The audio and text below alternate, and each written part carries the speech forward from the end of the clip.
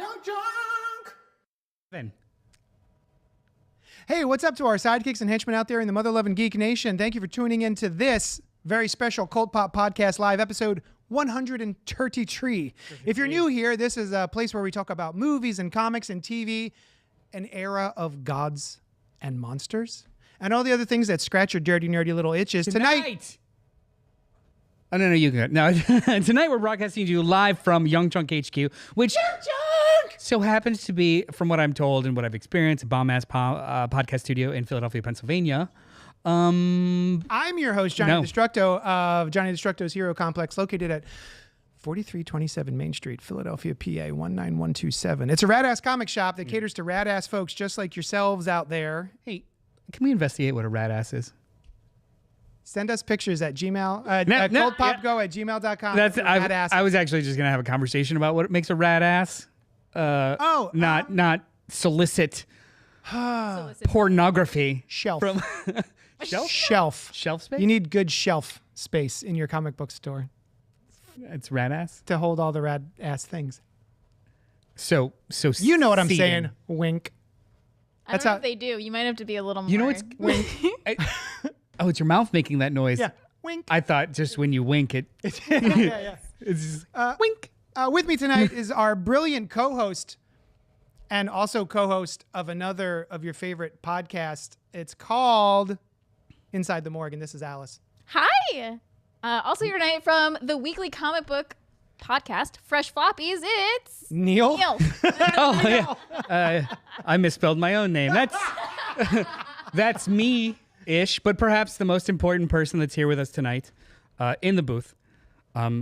Probably the greatest man I've ever known, present company included. Yeah. Oh, yeah. Yeah, including myself, is our Intrepid, delicious, confidant, wildly attractive producer, Dylan. Hey, what's up, everybody? Dylan! 1, 2, 3. Dylan. Dab, Dylan. You know what? You keep doing that. I'm going to have a serious moment while he's dabbing and dillying. Dabbing dilly. Dylan's been with us since we got here at the Young, right? In this space. Yeah, sure have. 33 weeks. Mother Hubbard. I thought you were going to say years. And he's saying goodbye to move on to greener pastures. Like the Rainbow Bridge. He's dying. We're putting him down. I'm getting put down hard. Greener pastures. So like sod. No, a farm? Yeah. Hanging out with cows? A farm in the sky. He is, okay, all jokes aside, he is starting a podcast with cows. In the middle of Pennsylvania. Talking about movies. And pasteurization. Thank you. It's a niche market. Pasteurization. Yes, it's a whole thing. Milk. It's honestly it's an indictment of industrialized farming. It's funny because he's targeting the Amish, but he doesn't know how he's going to get them to listen. You don't think he has that figured out? Oh, yeah. It's just a speaker truck, and he drives around farmland, the Amish country, just playing, blowing. Yeah, like, it's blowing not even recorded. It's just always live. Yeah, just always live, rolling around. What's your viewership? Yes. that guy, that horse and buggy over there. Yeah, it's gonna be great. Dylan, we love you. Love you guys. I brought you cookies. Really? Sure. Well, I mean, he bought Started him. Shh, they're for Dylan. Oh, It's our I'm gonna steal one. our Superman cookies. So Noel brought. Oh, did we? Everyone's introduced, right? Yeah, we're all here. Yeah, hi. He brought us limited edition fudge stripes from Keebler, the elves. Yeah, they're berry. What's the actual flavor? Strongberry. Strong berry. Strong. They do smell like berries. They smell like Crunchberry cereal. I was thinking Frankenberry. They smell like cereal bars. Have you ever had those like terrible cereal bars? That's what they taste like. Terrible cereal bars. Terrible. We've already delicious established that cereal they're bars. very I different. love the original versions of these. I don't. It's just like the cookie with like chocolate. Oh, yeah, drizzle? I've never loved shortbread chocolate cookies. Like it's not my jam, but I don't hate on them. It's just Keebler fudgies. Fudgies? What are they called? Sure, These are nice. Yeah, they're not bad. They smell like they taste stronger. I'm away from the mic. I just They realized. smell like old cereal, They do. which is, intoxicating. I don't like it. I love it. Don't like it at all. Do you want to throw one at Dylan? Yeah. You're closest. Anyway, Yeah, but tonight That's in line. This is in line with our topic tonight. We are talking about Big Blue, Man of Tomorrow, Perpetual Boy Scout, Man of Steel, some say, Clark Kent, Kal-El, yeah, that's right, Superman. Oh. We might even do a Superman bracket if we have time of all the live-action Superman movies. But before we do that, we're going to talk about what we've been up to this past week, maybe a listener email that we didn't put in the notes, but we've got it, don't worry. Working on it. But also, Alice...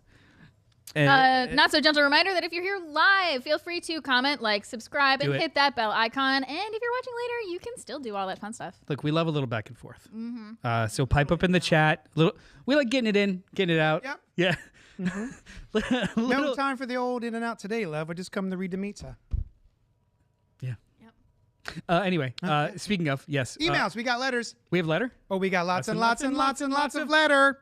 You didn't do it that time. You didn't sing along with us. We should do it again. You want to do it We again? got letters. Oh, we have letters? Oh, we've got lots and lots and lots and lots of letters. There we go. There we go. Superman why are you review. so scared? A Gen Xer's existential lament. Guys, I'm reading the emails. We're having a moment. I'm doing important things. I'm not messing around. I'm doing important stuff. Superman review. A Gen Xer's existential lament from Pink Apocalypse. Strap in. Wait. It's a longie. Hold on a second. Don't all the TikTok-y cool things now do like we're going to eat these cookies? It's Really ASMR. long. Like I'll be honest. ASMR. I will, at the end of a long day, I will use my pen and I will sit and I will listen to some ASMR. Can we love it. key this up really high? Just like... I'm not here to talk about red shorts, Snyder trolls, quippy dialogue, or any of that crap. That's what the detail nerds are talking about. I'm talking about epistemological, epistemological. I did it right the first time. Structure. I'm a load-bearing nerd. I am also aware that I am going to be completely alone and against the world on this. Everyone everywhere seems to love this movie. I do not, says Pink Apocalypse. My points are these. There's no coherent tone or meaningful weight. Should I wait until a review to maybe do this? I already disagree. Did you pre-read it? I didn't.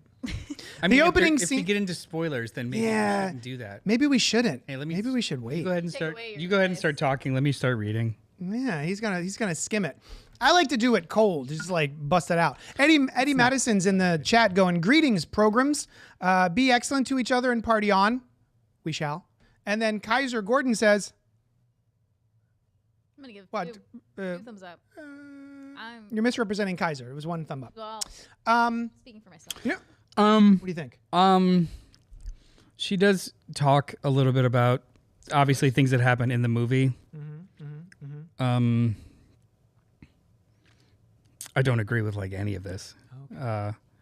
Jimmy's situation isn't funny. He's just a manipulative asshole. I think that's kind of true. Wait for the review. Yeah, maybe we'll talk about this after the review. Sorry, Pink. We're gonna wait until we're gonna include you in the review process. Yeah, because if we did this email pre the review, it would just bleed into us agreeing would or just be all disagreeing with talking it and about talk it. about Yeah. it. So like we could start the review with this email. Yes. Yeah, yes. okay, that's I fine. apologize. We should have done this ahead of time, but I'd just like to go in cold. Christopher Goodnight says, almost forgot to show up. Me too. But yeah, here we all are. Yay for us. Now comes the point in the show where I ask my friends and cohorts what was popping for them this week. And I'm going to start with Alice. Me. What was popping with you this week? Those pecs. Look at these packs. Look at this man. Those man I pecs. got my man. He lives in Philly with me now. He was at my childhood home in New York. And since he's moved, we're getting really serious after 30 years together. Nice. He's moved in. He's afraid of commitment. He's very. Two things. Yeah. One, that is a very wide neck. Yeah. He does not. did. He does not skip. I didn't notice how like Does not skip disproportionate neck it is day. until I like took him out of the apartment and started showing it to his- everybody. They're like, he's a weird head and neck. His I'm like, neck starts at his shoulders, This is like literally My at man. the edges of his shoulders. This is my man. For the people that don't know, when I was 2, I asked my parents for a man for Christmas because I couldn't say Superman, and my brother had this exact action figure, and I just called him the man. So it became a joke in my family. Is that an action figure or a doll? Those JD. cheekbones. I don't JD. know. Yeah, you Action tell me. figure or doll? Doll. I think doll also legs don't because move. No, the yeah. points of articulation and the size are He not only action moves his figure. arms. It's doll. Yeah, Doll, his doll. arms look a little too short too. He- He's also I like that Stop he's, criticizing my No, man. I like- He's never gonna come out of the apartment again. I like that man is eternally ready to dap. I He's like, Hell yeah. bap, Hell yeah. I know why his hands are like that because they want it to be the flying. Yep.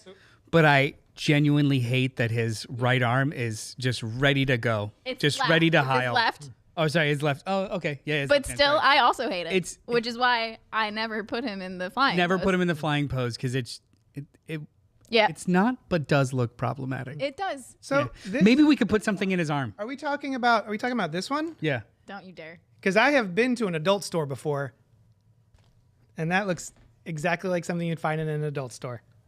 You're ruining my man. For your bottom. Put it in your bottom. You've not seen this? No. This is No. my favorite I'll email you- childhood I'll- toy, I'll and text he's you about now it later. just being No, ripped to you know what? shreds. I'm Don't. going to send you so many pictures. Please don't.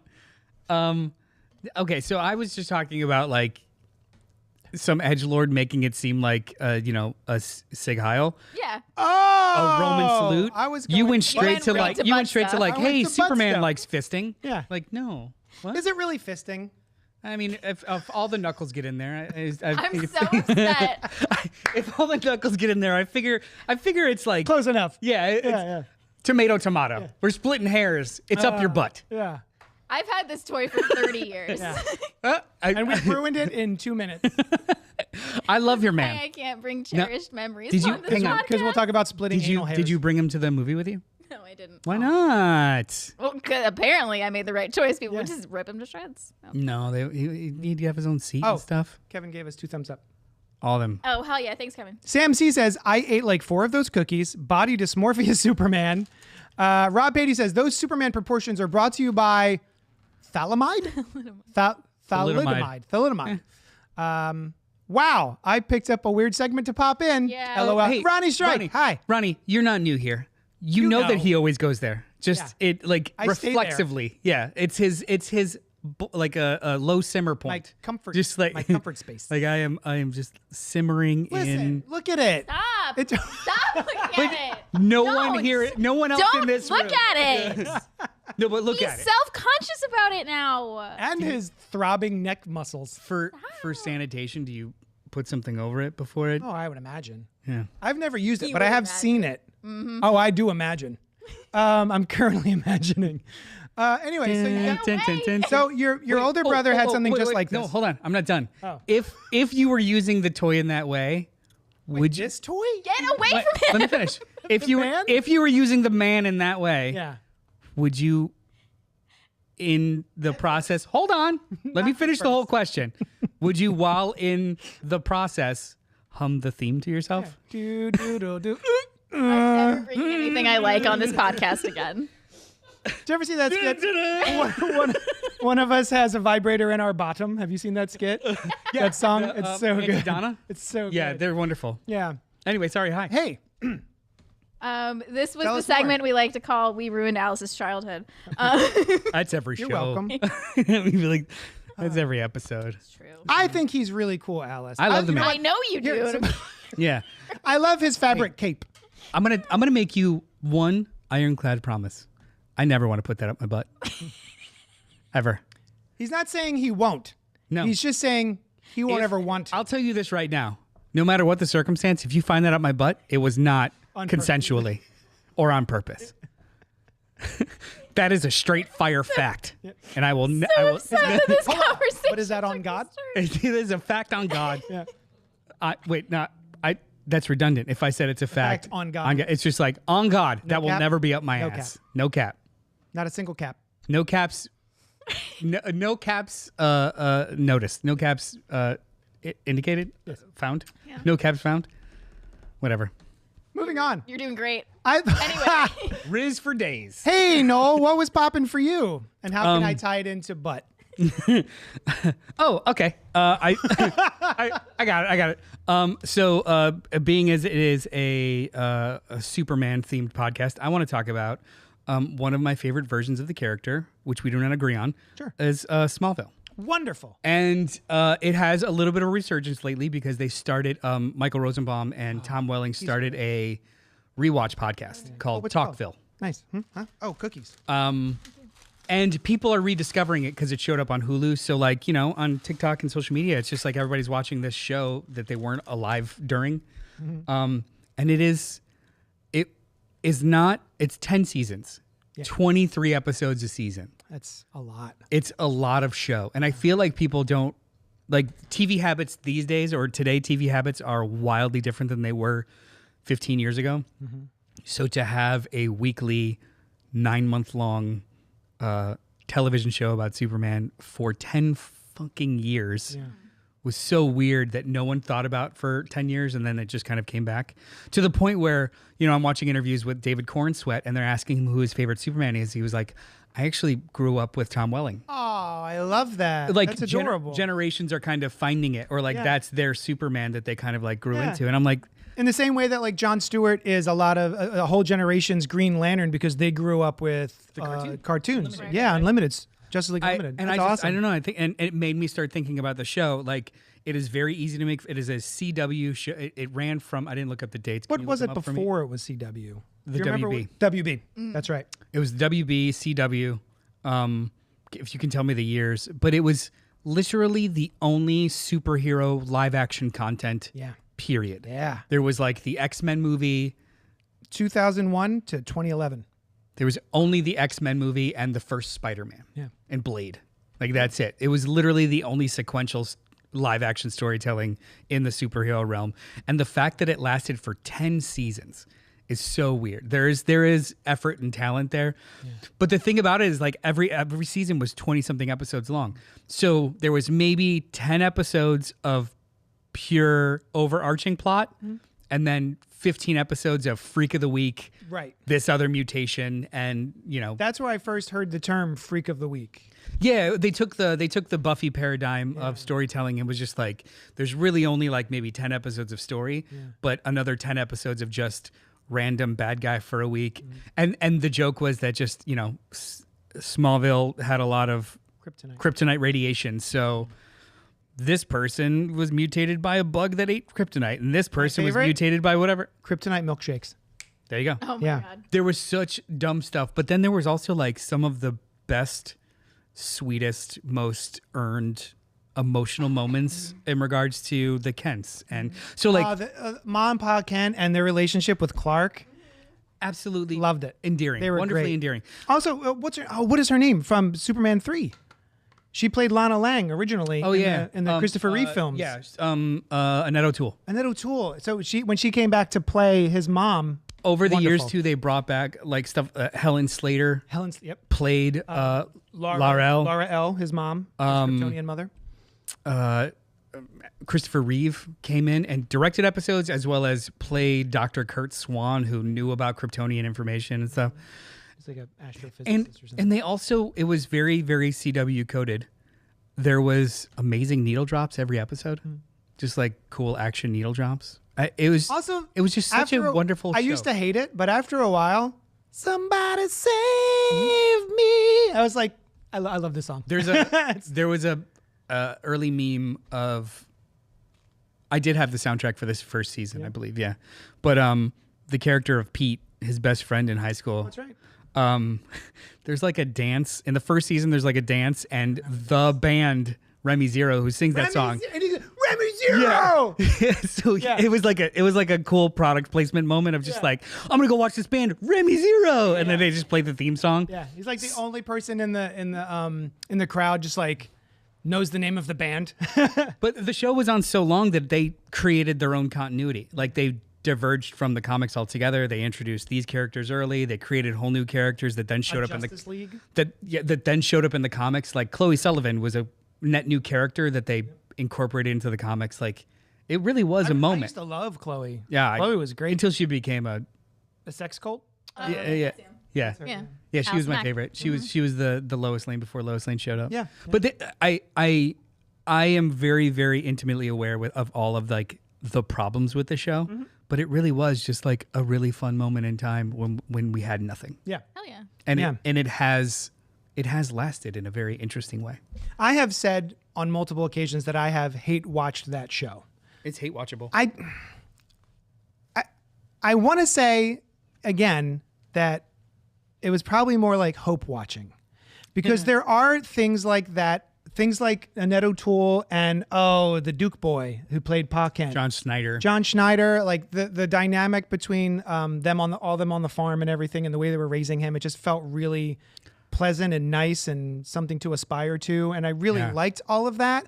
And then they would have things like, what's his name from Buffy?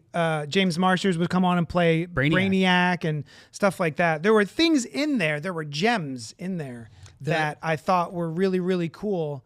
But there was also this like up and down of real cheese. And the thing I always kind of go to with regards to the writing of this show is in the very first episode, Clark's walking along and I guess he's reading Nietzsche. He drops his books and Lana helps him pick up his stuff and hands it. She goes, "So what are you, Clark? Man or Superman?"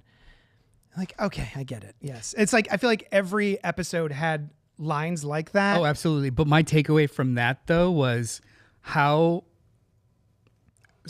narratively almost borderline brilliant it was that he is not aware of, in that scene, he's not aware that he just knows he's different. He doesn't know his heritage or lineage. She has a pendant that has a piece of the meteorite. And he is always affected by it, but he thinks he just has a crush and is butterflies and can't talk to her because he's so nervous. But really, he's being slowly poisoned when he's around her. Yeah, she's wearing a necklace of kryptonite. But that is just like such a fun little thing that they do. And same thing with how, as the seasons go on, he gains new abilities because he's going through puberty in the show.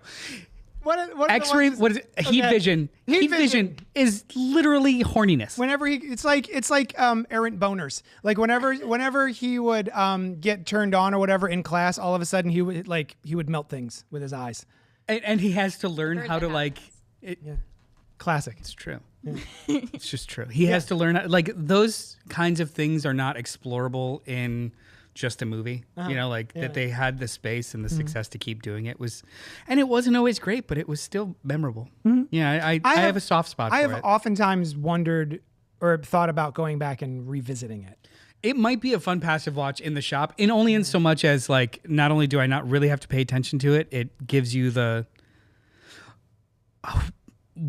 there are times in my life I've watched things that I was just emotionally too edgy to appreciate what it was doing. And then later in life, I'll read it or watch it again and be like, okay. That's very fun. I get it. I like that. I feel like some parts of because we were maybe 5 or 6 years apart. Yeah. So if I was 25 and watching Smallville, I would have thought it was the dumbest shit in the world. But being 19 and bereft of nothing, right out of high school, it was kind of great. Yeah. So revisit it now, maybe you'd feel differently. I mean, there would still be really fucking dumb Freak of the Week episodes, but yeah. There are definitely things to like about that. And Michael Rosenbaum, awesome. Get ready to say that. Awesome Lex. What a wonderful Lex. Yeah. He's so good. And The Flash. In the animated series, really great Flash. I've checked out a bunch of his podcasts. Inside of You. He's great. I like that dude a lot.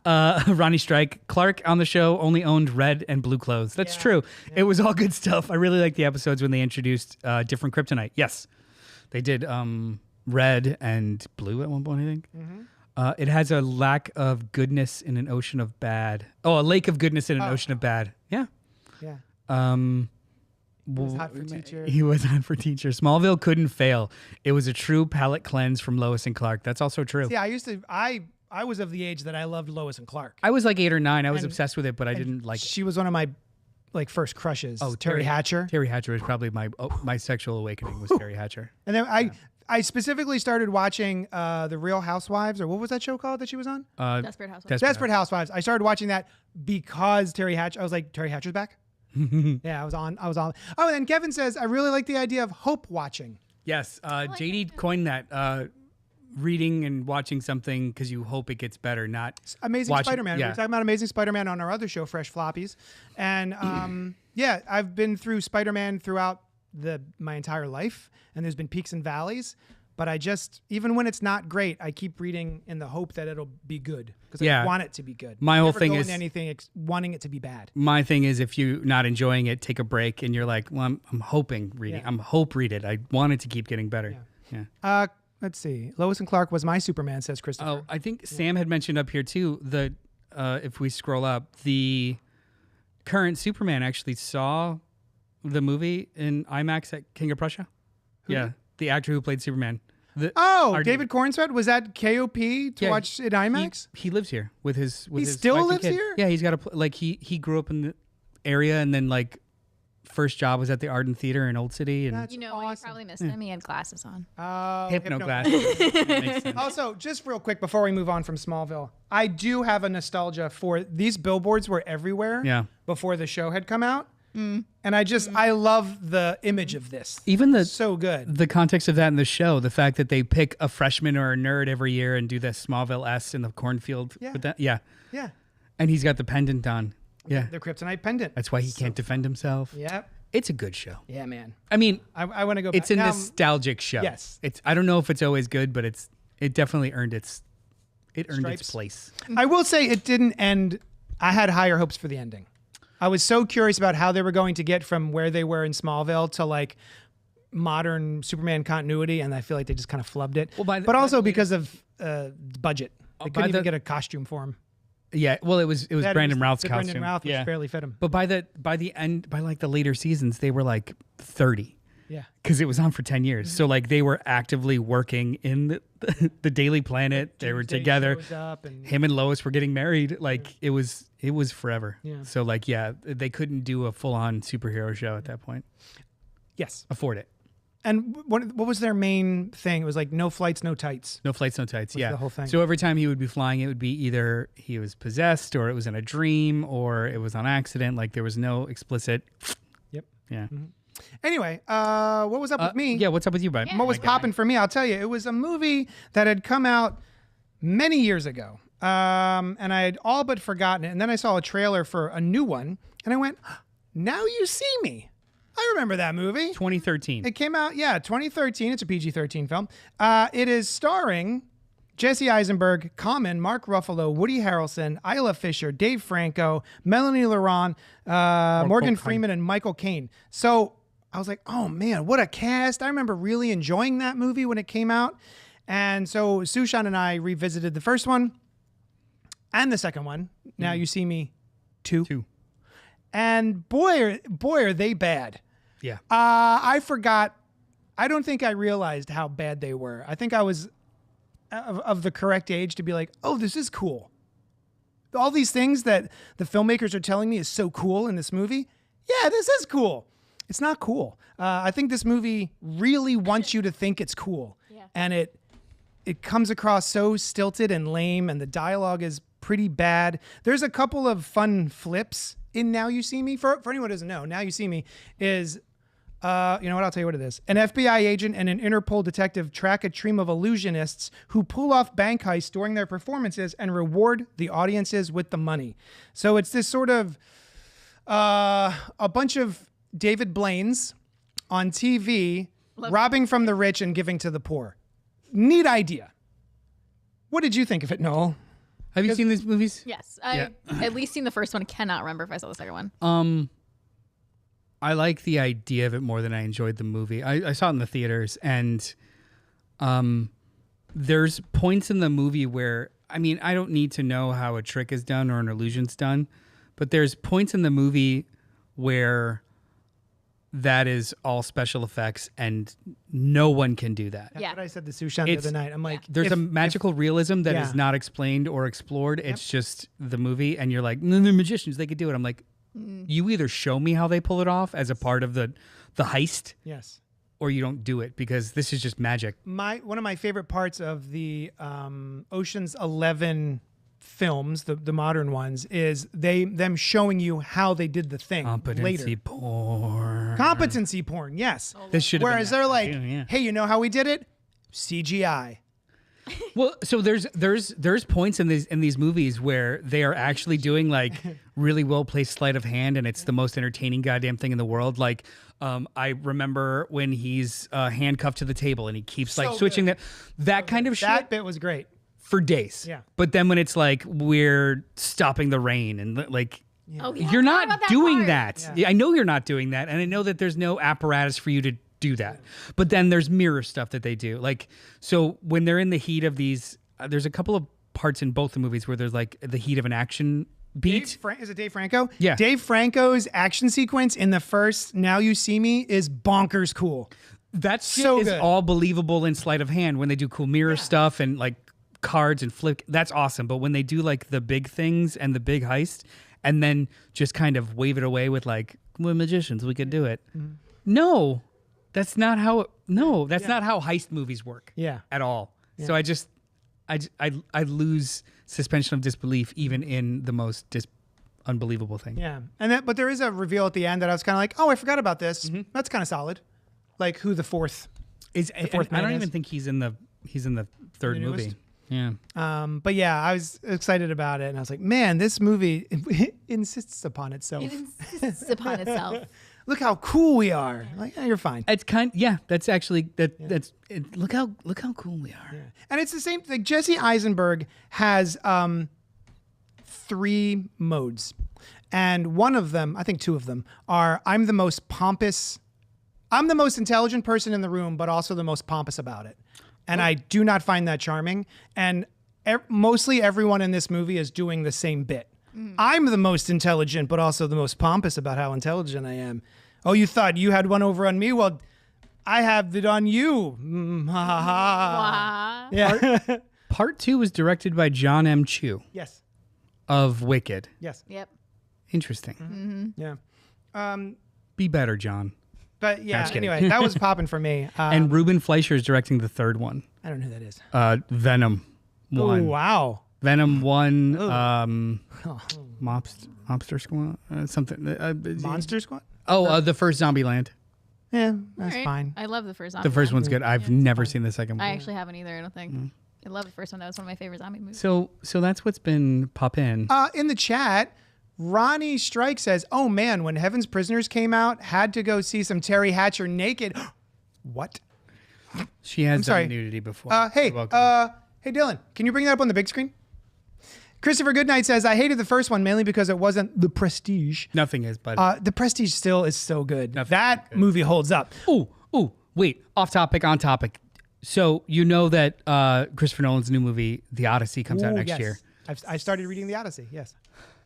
Really? Yeah. Nice. Thanks. If I was gonna pick from the line of all books that you would ever like be inspired to read, I would not have picked I've The already Odyssey. read it. You've read The Odyssey? I'm revisiting it. Oh, cool. I would not have guessed that because it's not usually the genre that we ever talk about. True. Yeah. Yeah. Epic poetry is usually not the genre that we ever talk about.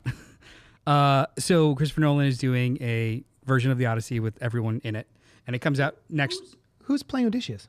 Matt Damon Oh, because you don't see him in the trailer. You just see him floating. floating. Floating, yeah. It's Damon. Matt Damon. God damn it, I was going to say Damon. Okay. What about it? It comes out July 17th next year. Tickets for 70 millimeter shows are due to go on sale this week, What? a year in advance. We're probably going to go, right? I'm going to get them. I already told me my one. wife. Yeah, I'll get with 3. Give me 2. Because if you think about it, they're like $30 a pop. So yeah, Calm we'll down. do it. Let's do it. We'll do it all. Yeah. But the thing about it is, Oppenheimer. So we are in a location where the only 70 millimeter capable projectors in King of Prussia, and either that or New York or like Texas. Yeah. People travel 2-3 hours to do this, and Oppenheimer was sold out for like 3 or 4 weeks every single show. They were doing shows at like 2 a.m. and 3 a.m. to like facilitate people coming. So even though it sounds stupid, yeah, I might get my tickets a year in advance and see what happens, because I don't know, if you've never seen a movie in 70 millimeter, it's absolutely phenomenal. It's a concert. I did, what did I do? I did The Hateful Eight. That was just wonderful. Absolutely amazing. Nice. You going to say something? No, that sounds awesome. And I'm Yeah, like, sorry. okay. So yeah, The Odyssey. The rain you could do. It's the floating in the bubble that got me. That's right. Ela Fisher does like this floating in a bubble thing. Oh, even the trailer for the third one is just like holograms of them and then a dude absorbing them all. I'm like, yeah. you can't fucking do that on a side street stage. You just don't, like, no, you have a $3 million set. Tickets for sale a year in advance is fucking annoying, says Christopher Goodnight. Yeah. Yeah. I mean, I'm looking forward to it though. I mean, it's honestly, I think it's kind of brilliant in regards to marketing. They they are literally narrow focusing on like odd cinephiles who will eat all these up and then be in the conversation passively for a whole year before like 6 months from now it starts in earnest, or like the whatever starts in earnest. But yeah, I'm very excited. Yeah, I didn't even know it was coming until I think I saw a trailer last week, and I was like, "Ooh, okay." Yeah, and he doesn't like digital effects too much, so it's going to be big and crazy and in camera. Yeah. Remind me to tell you later about the Odyssey. But Superman, we should probably move on to the Superman Legacy, it was originally called. Now I'm just calling it Superman 2025. It's PG-13. Superman Saga. It's in theaters now. The Kal-El Saga Superman 2025 Legacy. Written and directed by James Gunn with 2 N's, thank you very much. Starring David Corenswet, Rachel Brosnahan, Nicholas Hoult, Edie Gathegi. Gathegi. Did you know there's little Superman logos in there? Ew, I didn't see Some that. of them No. had Green Lantern logos. Nice. This one actually says Superman. Nathan Fillion, Isabella Marced, Maria Gabriela Di Faria, Sarah Sampaio, Wendell Pierce, Beck Bennett, and introducing Krypto the dog. When Superman gets drawn into conflicts at home and abroad, his actions are questioned, giving tech billionaire Lex Luthor the opportunity to get the Man of Steel out of the way for good. Will intrepid reporter Lois Lane and Superman's 4-legged companion Krypto be able to help him before it's too late? Who knows? I don't know. Spoiler alert. We'll get to that later. Rotten Tomatoes, 83% with a 93% audience score. Metacritic has it at a 68%, and Cinema Score has it at a A-. Very good numbers across the board. So I'd say that we go around with general impression, either expectations and then general impressions. Yes. Then let's read the email, and then we'll do our own spoilers. What do you think? I love it. Alice, you're chewing. You want to go first? Yeah. Right in the mic. And honestly, however you rate it, can you also give a rating for what your man thought? You didn't go. Yeah. You told him all about it when you got home. did. Let's not be Whispered coy. it to him. Let's not be coy. Did you want to go first? You can go first. Sure. Yeah. I was excited to see this. I didn't have, I guess, super high expectations, I guess, just because, like, Superman isn't my... What? He said Super Oh. Is that the word of the night? No, I didn't. Well, I thought it was going to be good. I've talked about this before. Superman isn't always my jam, unless he's the man. But stop. Were you being weird with this one now? Noel is showing me that this Superman figure that I bought has the same hand. He has 2 of them. He's got 2 of them. Double fisting. Double fisting piston. Go ahead. Yeah. You wanna- Anyway, I'm so sorry.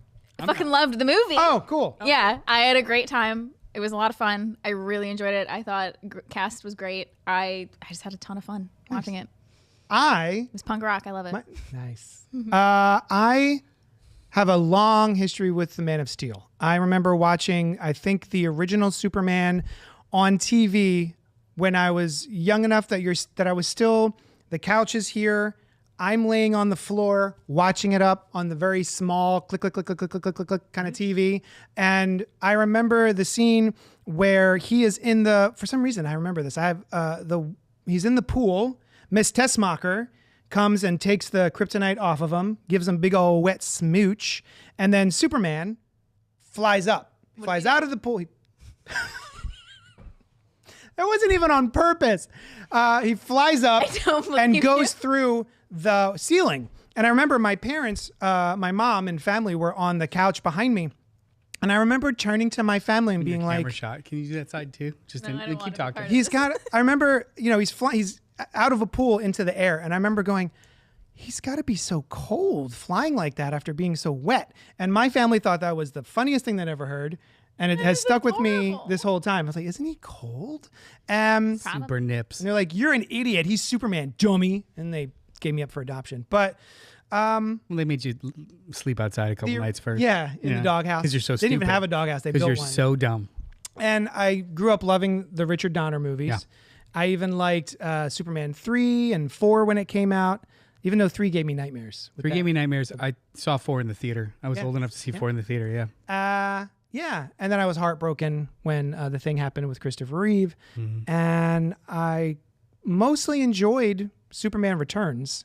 The Brendan Routh I thought was really fun. It's like 70% solid. Yeah, very long and a little boring and a little creepy. Some interesting decisions are made with that character. And then the Man of Steel and the Snyderverse left me very cold. I think there are a lot of really great things in Man of Steel itself, but I don't feel like it is a version of Superman that speaks to me emotionally.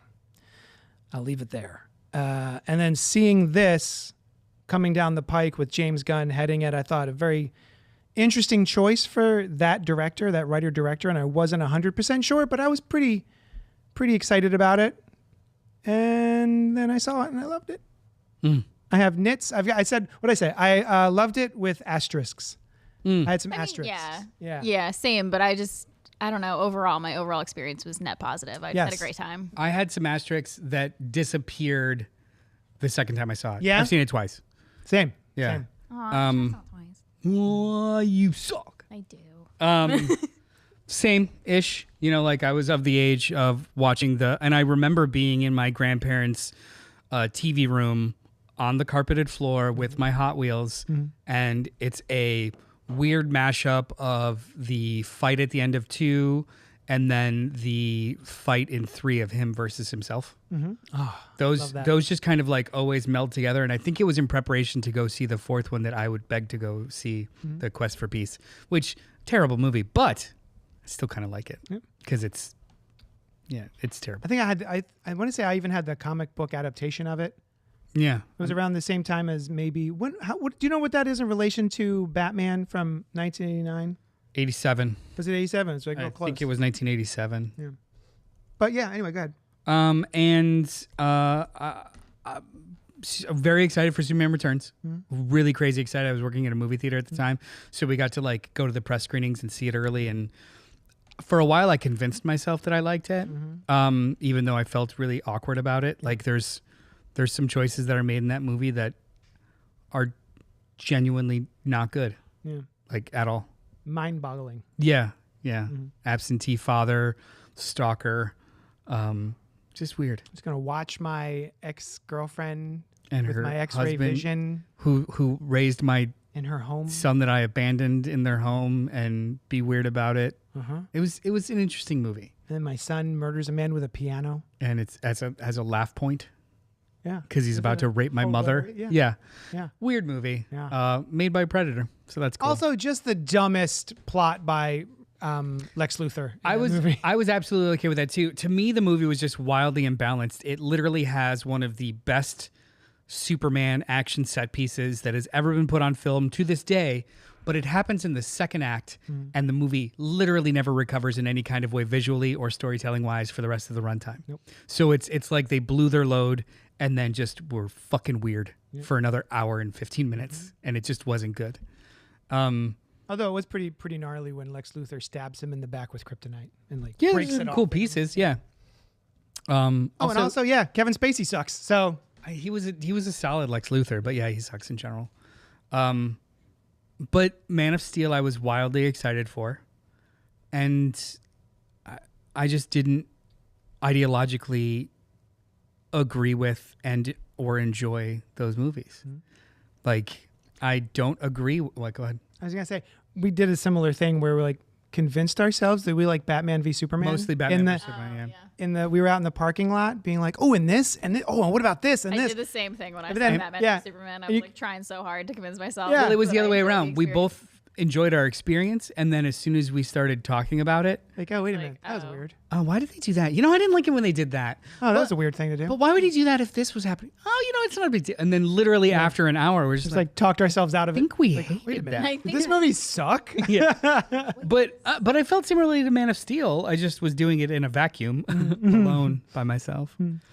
Ideologically, the movie just didn't seem like it understood. It wasn't any version of Superman and Clark Kent that I related to or recognized. Yeah.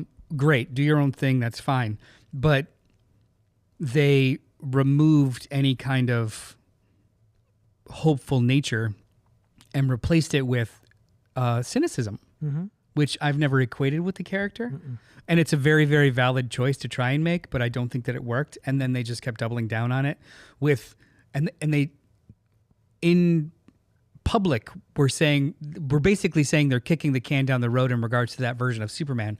We're just going to make him become that. He's going to earn that by going through all these trials. But after 12 hours of film and he's still not there, tag out. Yeah. You're done. No. Yeah. You're done. I agree. Because it was like 12 hours of movies by the time he smiled at all. And we were just told that everyone loved Superman. Yeah, he was a beacon of hope, but all we ever saw was Glowering red eyes. cold glowering and messianic. Also, too, I do not at all agree with the messianic Jesus Heavy-handed complex. Jesus. Yeah. But he's not a Jesus allegory. He's a Moses allegory. He is laid out. He's literally tossed down the river in a basket, found by another family, and then has to choose between cultures. It's fucking Moses. It's not Jesus whatsoever. Yeah. So like it seemed like a lot of incredibly well-intentioned creative people that had no idea what the fuck they were doing with this character. Pink's in the chat saying, convincing yourself it was good equals me on opening week of The Phantom Menace. Pink, I did not want to sidetrack the conversation. It's true. Literally what I was thinking was, oh yeah, like me at The Phantom Menace. Yeah. Also, Rise of Skywalker. Convinced myself. Well, it only took like 20 minutes. Yeah. I was really pissed. Like in the movie. Integrity 101 says, I hated this movie. I usually like Superman films, but this was terrible. Superman getting kicked in the crotch. What the frick? When did he get kicked in the crotch? Oh, he literally got kicked in the crotch by another super being. Yeah. I mean, it wasn't just like Yeah. some rando kicked him in the crotch. engineer? No, it was literally Spoiler. Ultraman. Oh, like he yeah. grabbed his legs and Yeah. kicked him down to the Oh, ground. it was through one his of, legs. that's right. It was one of the Yeah. mans. 1A. 1A. Man of Steel had elements of Gladiator, which is a book that helped to inspire the creation of Superman. Oh. Yeah. Great. Yeah. Great. Oh, we'll get in. Integrity 101's talking about a spoiler with Jor-El. We will get to that in a little bit. But anyway, have opinions, but I have been kind of following and happy with James Gunn's career for decades. Oh, yeah. Like I'm a big fan of Trauma. I read his book. He's written 2 books, one about trauma with Lloyd Kaufman, and then he's also wrote a book about toys. I forget the name of it. I've read his books.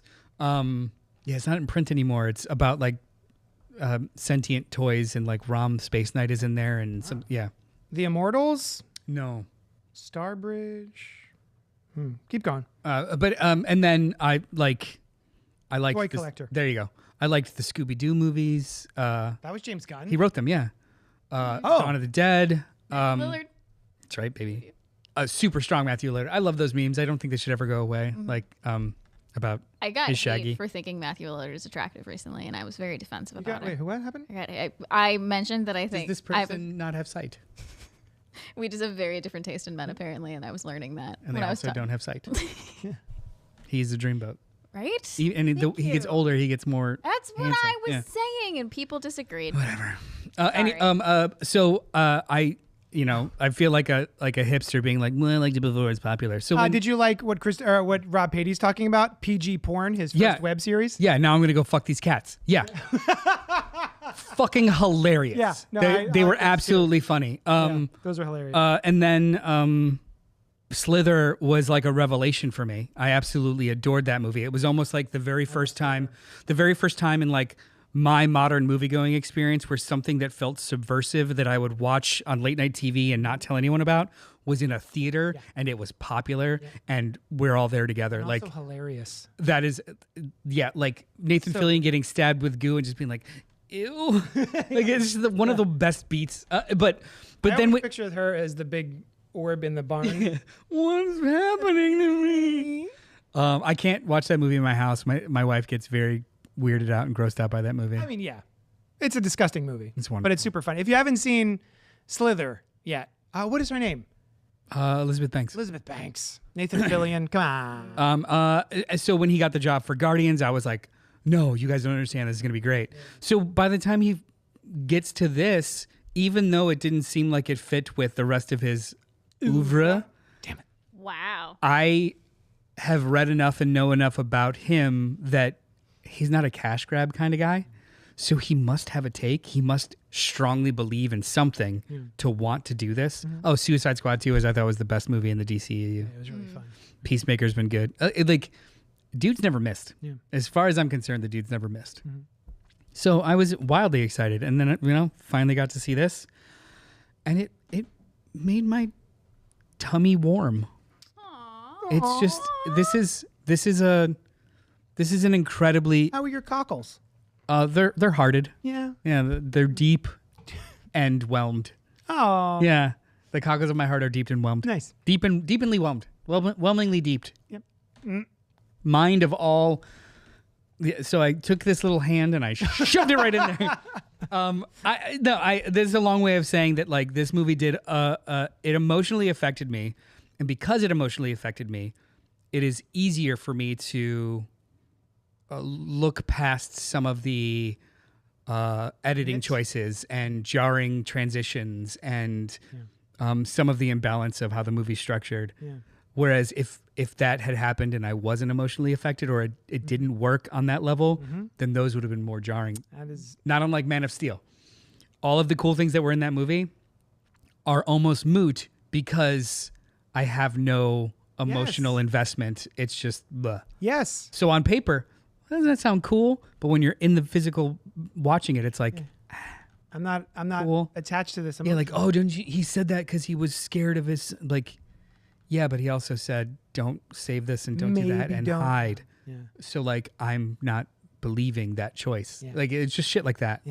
Whereas in this, even when maybe things didn't necessarily make sense or dots connected as cleanly as possible, I never questioned people's motivations. I never questioned their heart. I never questioned what they should do next. It was very emotionally salient, and I think that's more important than anything else in the movie. That's well said.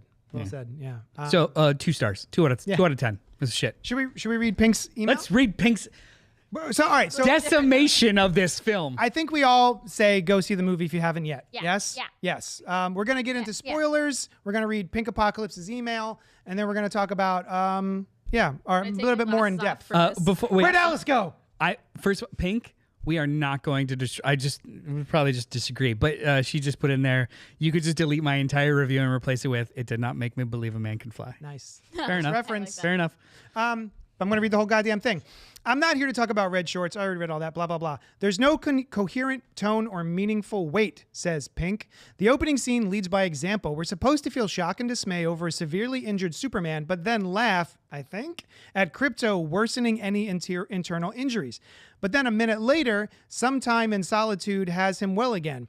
What this does is communicate to the viewer that unlike past incarnations, he can be physically hurt and badly, but it'll never really matter because sometime in a tanning booth has his health bar reset with bonus XP.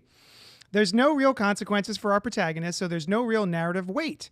Incoherent tone follows again and again. Am I supposed to laugh at the giant green baseball bat in the background, or am I supposed to focus on this deadly serious foreground conversation taking place? Am I supposed to laugh at Jimmy manipulating Eve, who is clearly in some form of crisis, or am I supposed to feel uncomfortable?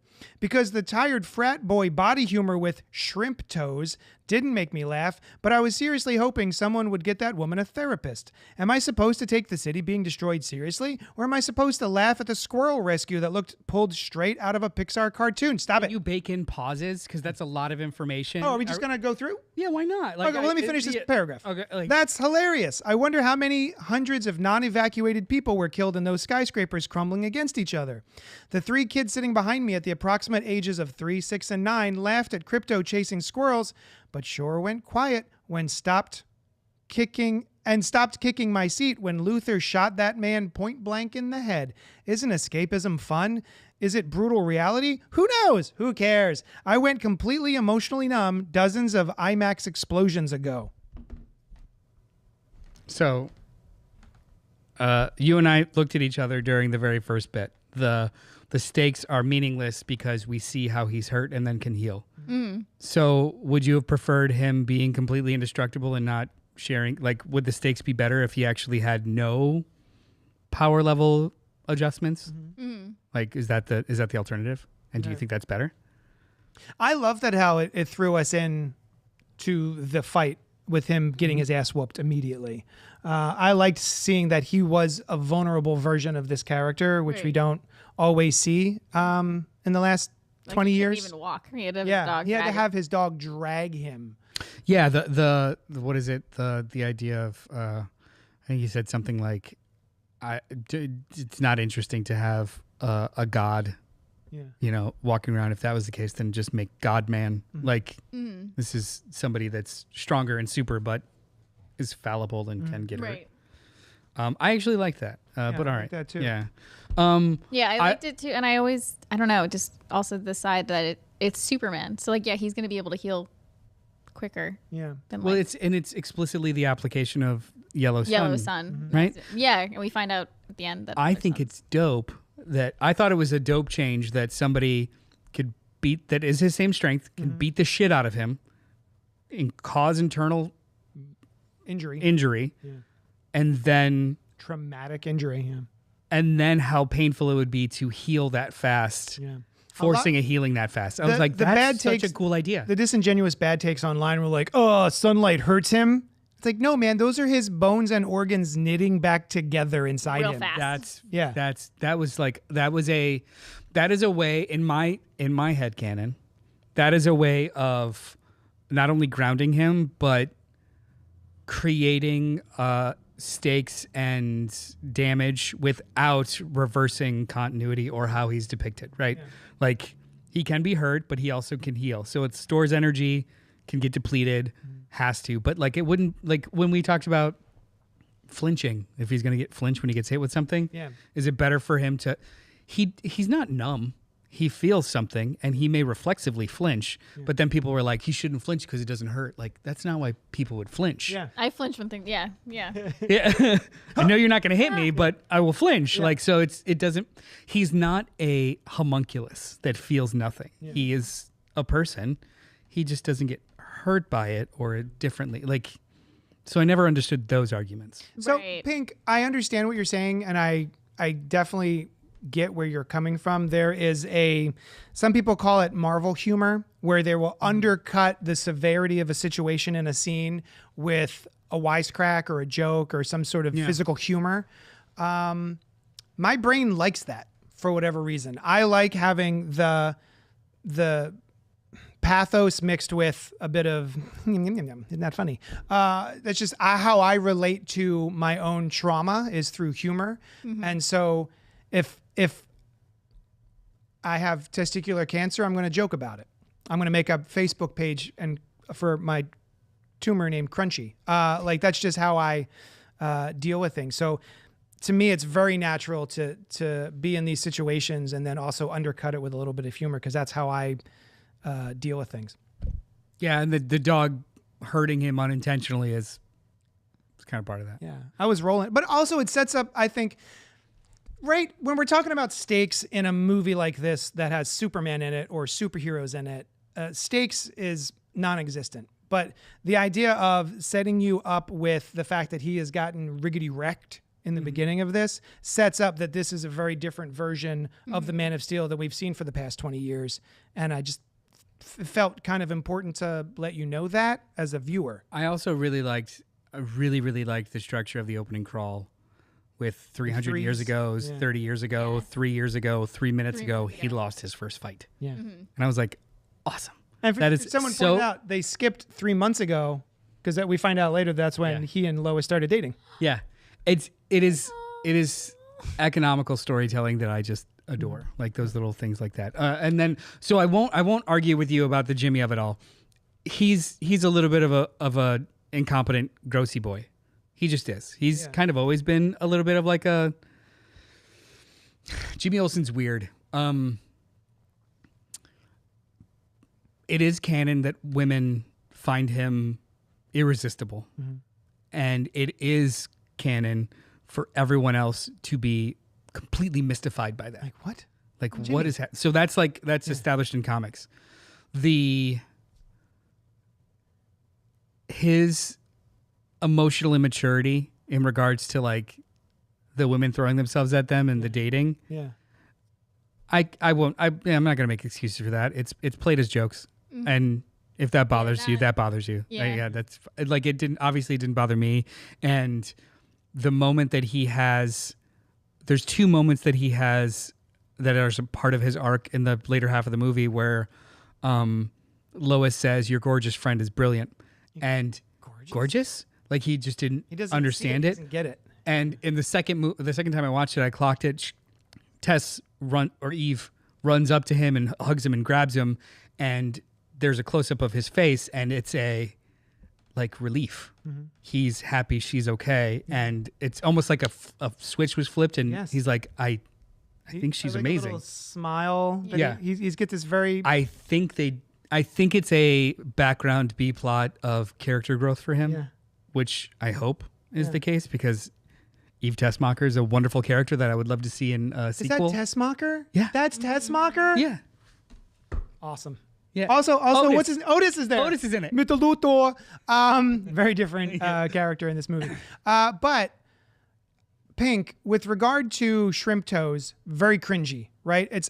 That is not a thing that I think the audience. That is not the movie saying Jimmy Olsen is right on when he's talking about women's feet being gross. I think it's just part of his foibles, right? His immaturity. His immaturity as a character, and yeah, you're not supposed to agree with him.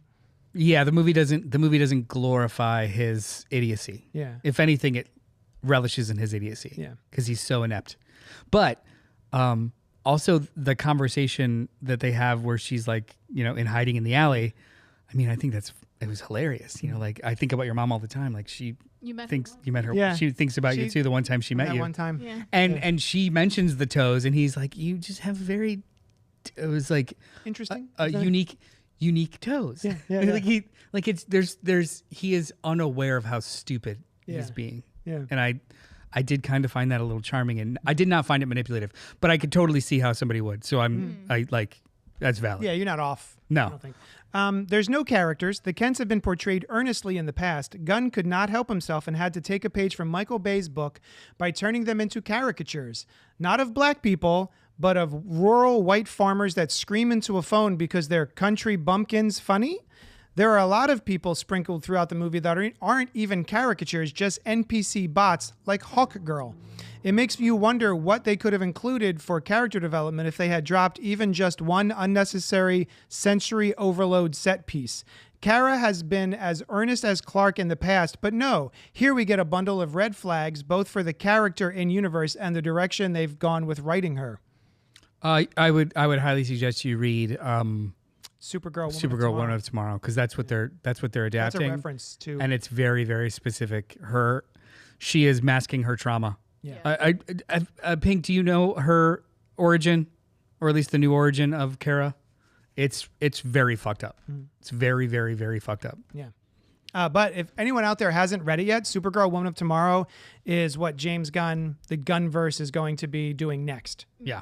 And it's a wonderful book by Tom King. Really liked it. And Bill Keese Evely. She's a bit of a hot mess. They actually released the first poster for the movie today. Look out. Instead of look up, it's look out. Yeah. Which is fun. There's no theme, she continues. Kindness in a world where kindness is old-fashioned as a theme doesn't work when in the process of depicting cruelty against kindness, you depict the cruelty for laughs. It's a moral narrative math equation. That's it. It's that simple. There's no escapism. There's escapism and there's realism, and attempting to blend the two ended in disaster under Snyder's stewardship because doing so smacks of cynical zeitgeist farming. In the process of conveying this baby's first political science pop-up book to film, it tosses out a fortune cookie message that earnest is the new punk. This line of thought was famously given way back in 1993 by a man I'm sure no one in my theater read called David Foster Wallace. I'll send it to you separately to please read if you like. This email is too goddamn long already. Yes, send it. Yes. I know that name. David Foster Wallace. I adore this email. Thank you. This is a really good email. Yeah, all the things that didn't hit you are there. That's fine. It's valid. Yeah. And I am not a 7 or 8 year old watching my first movie. So the scene where he's torturing or, playing Russian roulette, that was more of a raising of stakes and a very scary moment for me. Also, it told me more about Superman and Rex in the moment too. The fact that he knows his name, he knows exactly what he does for a living. He helped him out, and he was genuinely blown away and devastated by this man being hurt. And it actively changes the movie. Yeah. It actively gets Metamorpho, the Elemental Man, to get off his keister. Yeah, and then even make a the joke that Lex makes in the moment of like, oh, I thought that would go longer. That's not a joke for us. Yeah. That's not a joke for the audience to feel relief. Yeah. That's a doubling down of how callous and horrible it is. Yeah. Yeah. Yeah. He doesn't even. So I wouldn't like. I know that there's other parts in the movie where it does those things where it mixes. I don't think that's a valid one of them. Mm-hmm. I don't think that moment is it. Yeah. Personally. Yeah. That's just revealing how little he cares. No, I don't know the new origin. It's so good. She basically sees everything and witnesses everything. From the Krypton exploding. Yeah. But also the devastating aftermath of trying to keep pieces of it together. Mm-hmm. She spends years in shit. Yeah. And by the time she's safe of it, she just wants to drown it all out. Mm-hmm. Yeah. Yeah. It's a good book. Yeah, I really like that. There's no Superman, she continues. My morality compass is purposely aligned toward deontological ethics. Oh, I have to look that up. Deontological ethics? It's a word I don't know. I'm sorry. It's extremely difficult to follow philosophy that the entirety of our culture is wired against. It essentially translates to the end never justifies the means. Superman could be argued as a quintessential deontological ethicist. That trait is lost when he snaps necks or engages in casual cactus torture, even when it's played for laughs, apparently. Personally, I believe loss of this compass means the intrinsic loss of the character. I am left with no hero to root for anymore, and as an aside, when talking about these ethics, Jimmy's situation isn't funny. He's just a manipulative asshole. I don't know if it's a earnestness thing. I think it's more of a, at least what I read, and I agree with, it's more of a radical presence.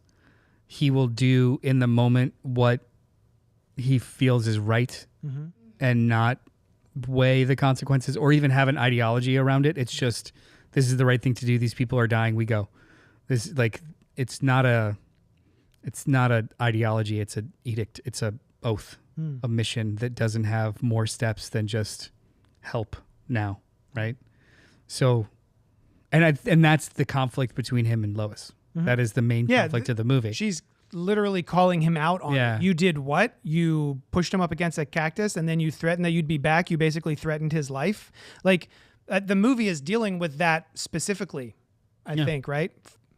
Yeah. There's no, go ahead.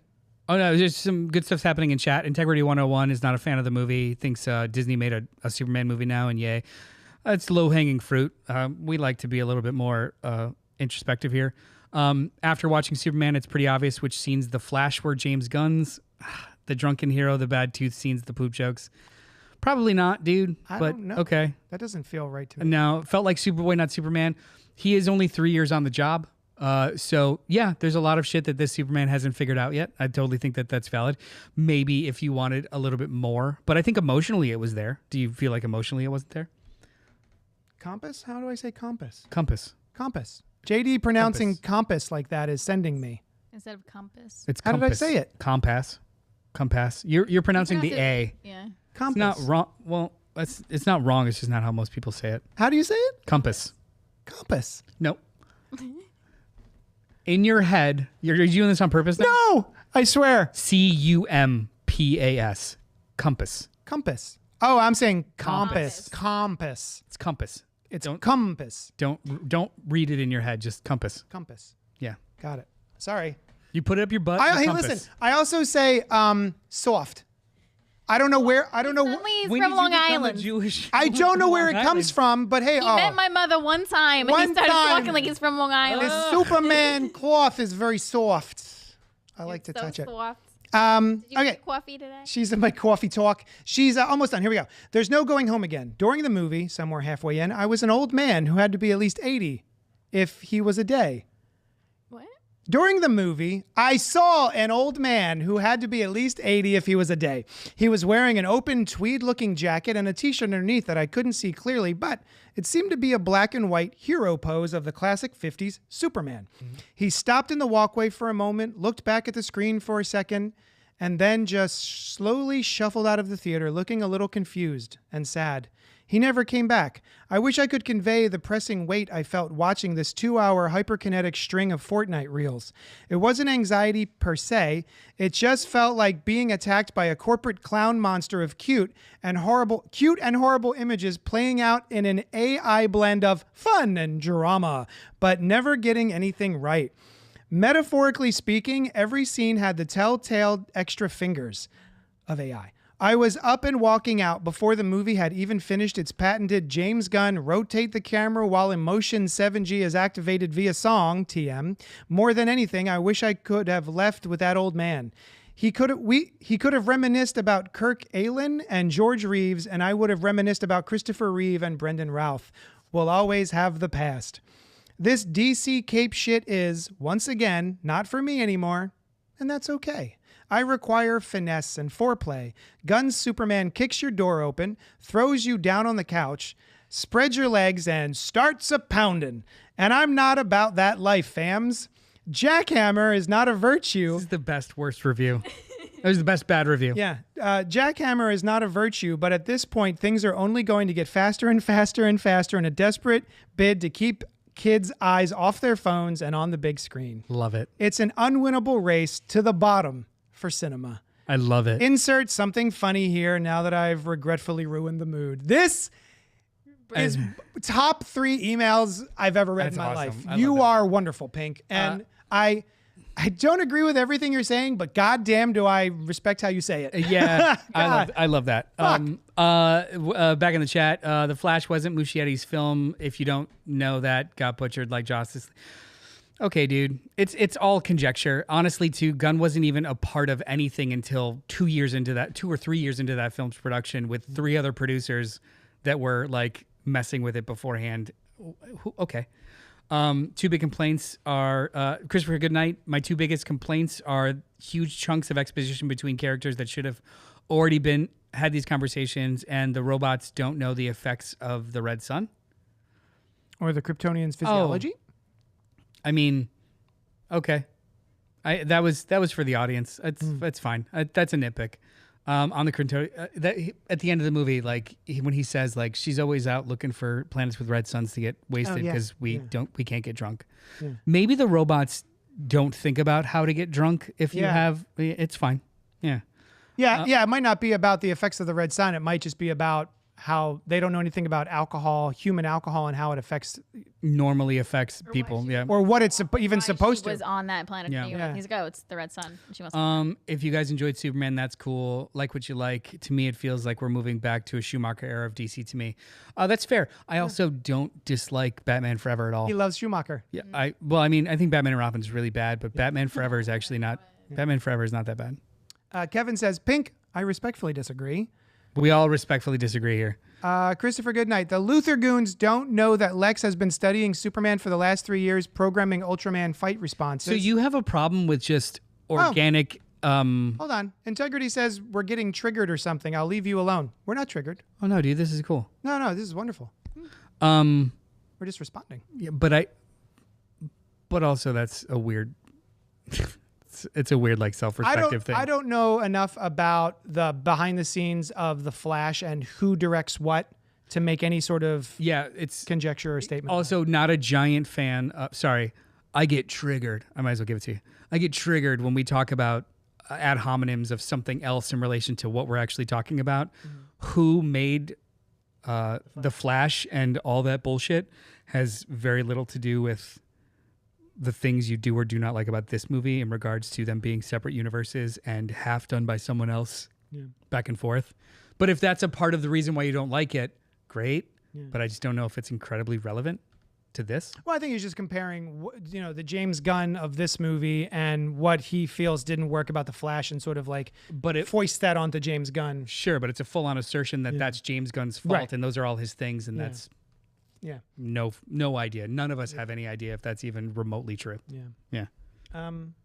Thank you, Pink, for that email. That was wonderful. On my part, I liked it. I had a fun time. I've got peaks and valleys that I took notes on. The but Luthor goons don't know what Lex has been studying. Oh, yeah, exposition, man. It's just, you get it in there when you can without it being full-on info dumps. It being yelled to I mean, maybe that person has only been on the job for a month versus, like, it's fine. It's not that big. I would have liked, I guess I didn't really need it. I would have liked to know a little bit about the people who were supporting Lex.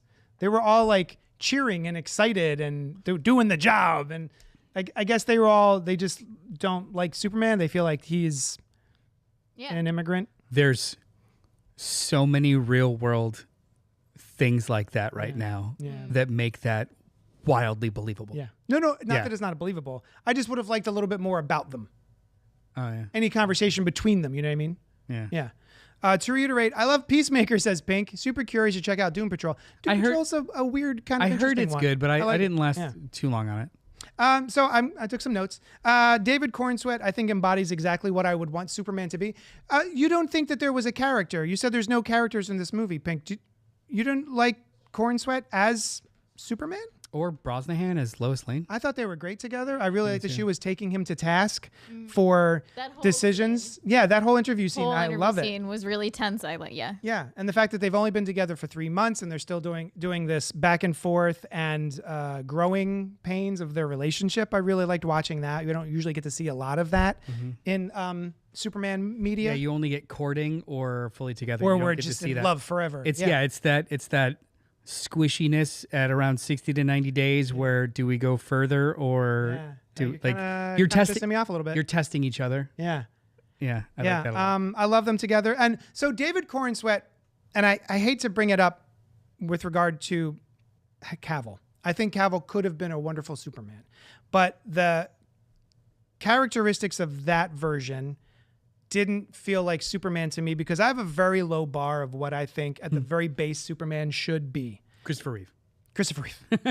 All the time. Kids need to see him in his costume and want to run up and hug him or ask him for help if they are in danger or need something. Yeah. And the version that we had for the past 20 years who's always glowering, looking at you through his eyebrows.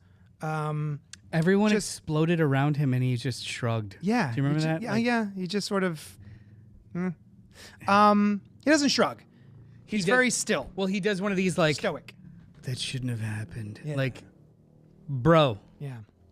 Bro. But like this version, this David Cornsweat version, like they even show kids literally running up to him and hugging him and them having a good time.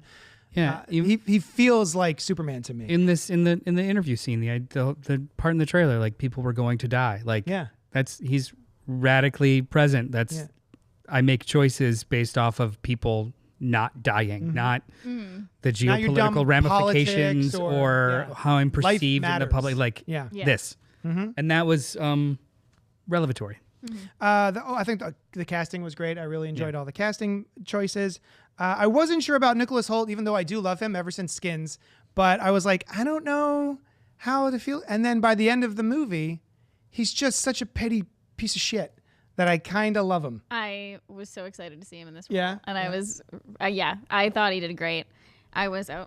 Oh, that's you? Yeah. It's just so petty. It was. Knocking over the pencils. I saw something that compared, because like someone was like, wow, Nicholas Hoult is actually really good. And then it like posted how like Tumblr girls were obsessed with Nicholas Hoult in like 2014, and also how like girls were obsessed with Robert Pattinson in Twilight. And it's like, we're always right. We're always right about the typical white guy is going to be a good star. Like, I love Krypto. Yeah. Krypto's an adorable piece of shit. He's not even a good dog, but he's probably scared. Oh.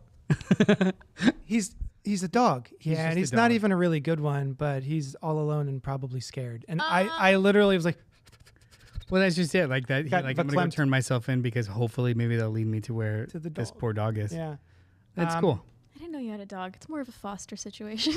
and I understand it's not a deep dive into this situation, but I love that they deal with more difficult decisions that arise when a character is as powerful as Superman is. The things like, what is the name of the country? Moravia, and deciding to just stop a war and sort of the problems that creates and all that sort of stuff.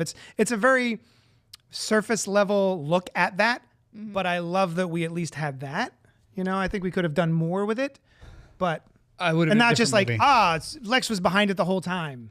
Like, it's a really interesting conversation to have, but then to sort of undercut it with, it was just Lex. That's their out though, like without having to. So like, it's an interesting conversation that I actually think later movies and TV shows will explore, especially with that end cap scene of having, you know, the Secretary of Defense talk about like, I hope you're happy now. They're just making decisions. Yep. So it's not an off the table conflict, but for the purposes of this, yes, you're showing that Superman was at least right in his quick decision because this guy was really bad. So it's cleaner, but at least it does introduce it as opposed to not. Yeah, like the idea of if you have this ability to, you know, save lives. It's not just about cats and trees and like, protecting people from, you know, getting run over and stuff like that. Yeah, but he does that too, so it's great. Yeah. He's a petty bitch. Luthor's a petty bitch, and I loved it. Mm-hmm. Like the whole thing. Owned it too. Yeah, he was just like, I'm not killing you because it, like to get the land. I made all that happen so I can kill you. Yeah. Like you're shit. Yeah. I was like, yeah, Yeah. that was great.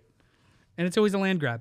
It's always a land grab. That's true. You can't get over land. And when Superman was like, "You're just jealous," he's like, "Yeah." He's like, "Yes, I'm not." He's like, "I'm not dim. I am very envious, and that's what's driving me right now." I love that he just goes for it. Yeah. Not to be a stickler for time, how many more do you have? Do you want to still do this bracket? Those are my peaks. Okay.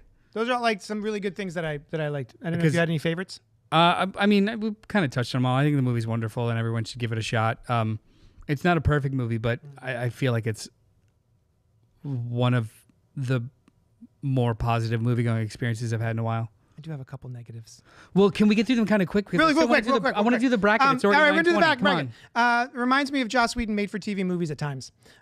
Things like, it reminds me of the TV show Firefly and Serenity, where there's just something, despite having a humongous kind of budget for this movie, some of it feels television-y. Like when we're introduced to the Justice Gang, we've got the three of them up there, and we're introduced to them floating up here, and then the kaijus over here. Just the way they're moving feels very wire-worky and stilted. It just, and maybe some of the costuming feels a little cheap, but maybe that's supposed to be. Yeah, I don't agree, but yeah, I can say that's fine. For like Guy Gardner specifically, and like the wig, everything just kind of feels cheap. Some of the unconventional camera speeds, close-ups, and staging come across as awkward, or at worst, just sort of silly and off-putting. When we're watching Hawk Girl, and they're doing that weird super close-up of her screeching. I loved that. It's so strange. I find it off-putting. I see. It's different, but I kind of fucking. It's something I've never seen before, which I like, but also. On that, there was a lot of stuff that they created for this movie in regards to that, like technique. Yeah, so like having a continuous motion shot or camera or drone, because they did a lot of it practical with like them in rigs, and then moving cameras around them and up on top of them in order to kind of like get the flying and how janky it could be if you're actually in the moment with them, as opposed to just stilted and then like wind. Yeah. And that was one of them too with her flying. Like they didn't speed it up or anything. It was just close with a wide angle lens, and you just don't see it often. Yeah. Like that would be like a more realistic look, and that's not ever tried. Yeah. There's a sequence where he's trying to get to the Fortress of Solitude very quickly. Yeah. And it's feel the speed of it, but also it feels like the cameraman is holding on for dear life. I actually thought that was wonderful too. And then you could even see subtly, you see him going through different elements too, because he's in the clouds, but then there's frost, and then there's hail, and like he's fucking going, and the camera's trying to keep up by like being on his back and then towards the front, and that like I thought that was kind of cool. But I hear you. In IMAX, it was pretty big. It's kind of it. And the only other thing was like, despite how much I didn't like the self-seriousness of what Snyder was doing, I think this could have used a little bit more gravitas. That's fair. Yeah. And that's what I got. Those are my notes. What do we got? What are you doing? Go into the chat while looking forward to watching Smallville for the first time, says Pink. Me too. Actually, Pink, I've never seen it. Kevin says I'm number 2. I don't know what that's in reference to. Christopher, good night. I asked a friend that had thought that myself. Did this count as a real estate scheme? Also, Lex Luthor, stop cloning Superman challenge. Impossible. Yeah, I didn't love her screeching. That's right, Kevin. Kiss the ring. I'm number 2. I'm number 2. I don't know what that means. All right. All right. So Bracket time. If we can get this on the screen. So the rules are only major motion pictures featuring Superman, did not include Supergirl, did not include other live action versions that were on TV. So it's 11 different movies. The original four Superman movies. I did not include the Donner cut as a separate. Oh yeah, I did include the Donner cut as a separate. Oh, all right. Because they are functionally 2 different movies. Yeah. They have 2 different endings and stuff. I remember that, the toothpaste. Yep. Tell the people your foible when you were making this list. What's that? You forgot about Man of Steel. You forgot about the entire Snyderverse. So, you just forgot You it just existed. blocked it out. and it wasn't even intentional. I was putting this list together, and for some reason, I even had it in the list there, those 3 movies, and I had it in my head that like, oh, it's been about 20 years since we had like nice. Oh, dope! That's the whole Daily Planet it's the logo. Whole Daily Planet. Oh, mine's a.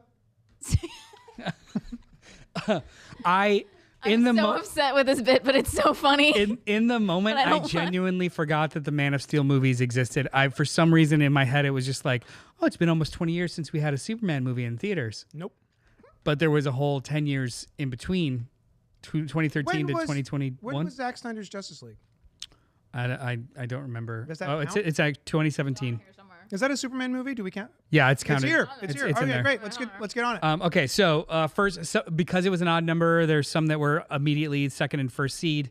So round 1, Superman Returns 2006 or Man of Steel 2013. Man of Steel. I can't believe I'm saying this. No.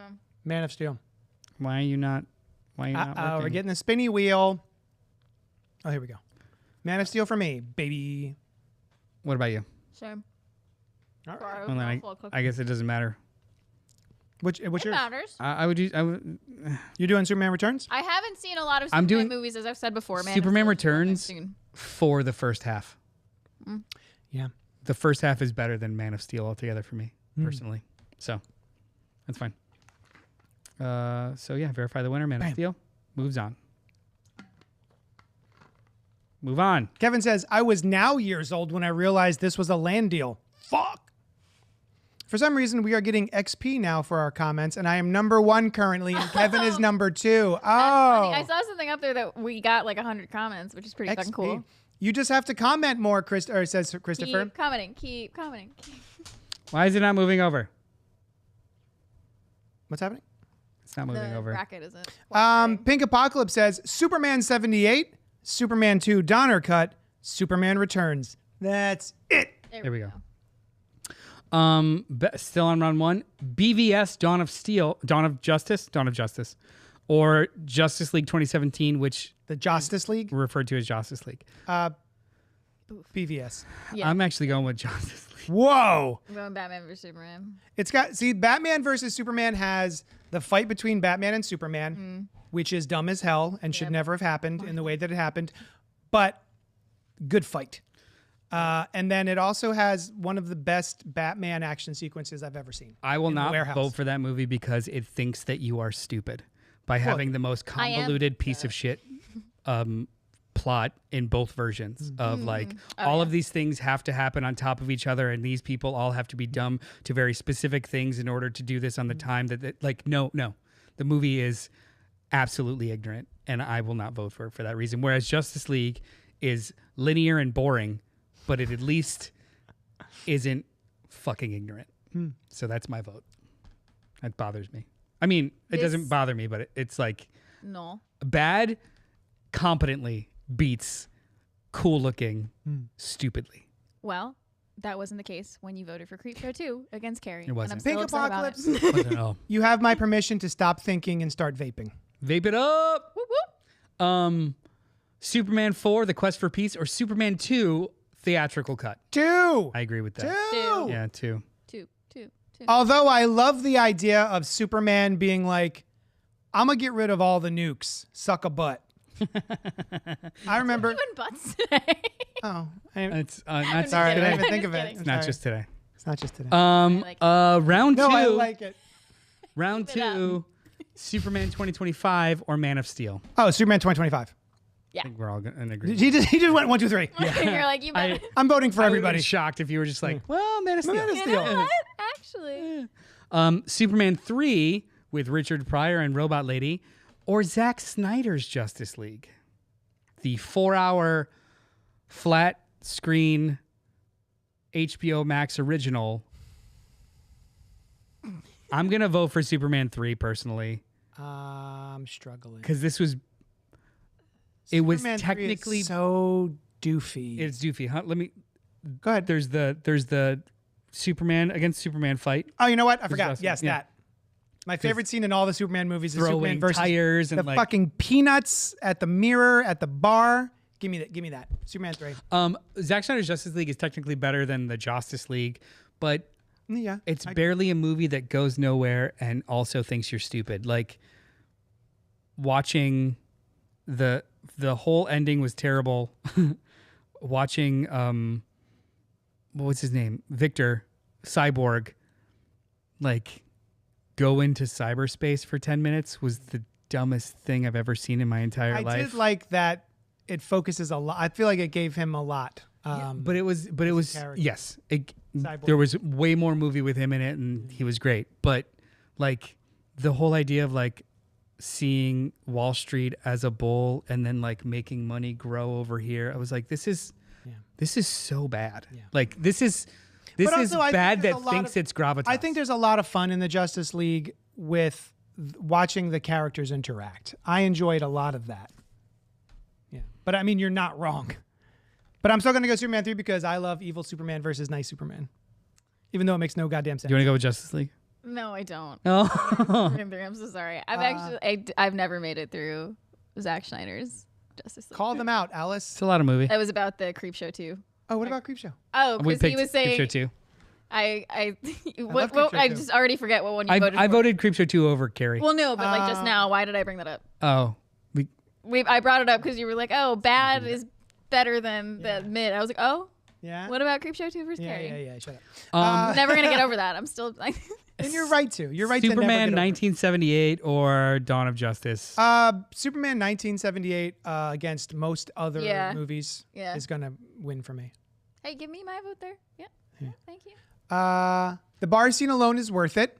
Yeah. Is that the one with Richard Pryor? Yes. Yes. Superman 3 is Richard Pryor, which was supposed to be somebody else. Who was that supposed to be? I'm trying to remember. I just saw about that. This is interesting. Yeah. Superman 2, the Richard Donner cut versus Superman 2, the Richard Lester cut. Richard. So a little bit of just baby history. Yeah. Superman 1 and most of Superman 2 were both directed by Richard Donner. And then Superman 1 was wildly successful. And so they decided to fire Richard Donner and hire a different director to finish the movie. A lot of it was filmed like back to back. Yeah. And they finished most of it, but there was creative consternation and decisions. So the Warner Brothers did fire Richard Donner and then hired Richard Lester to come in and refilm things and refashion the movie. And it wasn't until 25 years later that they found all of the old footage for the Donner cut and reassembled it. Some of it is audition footage, or not audition footage, rehearsal footage. Some of it is unfinished, but they did their best to kind of put it all together. It's not a wildly different movie. They have the same first two acts. It's just... I'm going to say Superman 2 1980, not the Richard Donner cut, because the Richard Donner cut just reuses the original ending for Superman 1 where he turns back the world, Yeah. right? It also... I was more... my imagination was lit up more with the theatrical version. Yeah. Like that's a time and place thing of actually seeing three other Kryptonians. And So cool. yeah. And the fact that he leads them away from Metropolis to fight them at the... Now, I do think that the end is stupid. Like the them falling into Into nothing. throwing it. Like it creates new abilities for Superman and all It kinds does of do weird dumb that. shit. He's able. The Kryptonians are now able to teleport, or I'm sorry, levitate people with their finger beams, right? And he's there's a scene where he throws the S off of his chest, and it becomes a giant piece of Like cellophane that encapsulation wraps up thing. somebody. Oh, he's so dumb. It's a But as a kid, I was like, this shit's awesome. yeah. Yeah. What about you? I'm gonna do the same. All right. Yeah, Yeah, forgot like about that part. it's a flawed gem. All right, semifinals. Which let's. I mean, I think we know where this is gonna go. Yeah, Superman 2025 or Superman 3. Superman 2025. 2025. Yeah, me too. I have thoughts, says Pink. The Donner cut may not be worth the repeat ending just to get rid of the dumb humor. 1 and 2 just need to be merged into one movie, so the ending is only used Well, once. they were conceived and shot back to back. Like it's that's not inconceivable that they just kind of reused stuff or tried to prolong it. Yeah. I Also, I he agree with that. bullies that guy. Remember that? He goes back for revenge. Superman 1978 or Superman 2 1980? Uh-oh. 78. I'm glitching. 78 for me. I think 78 also. Just for like, if anything, for the I got you, who's got you, and then that whole courting. That's just pure. That's not only like the best Superman, that's film history. Yeah. That is just indelible. They're That's very Jaws. They're very snug. What's that called? Docking. They're docking. The Richard docking cut. Superman like that. 78.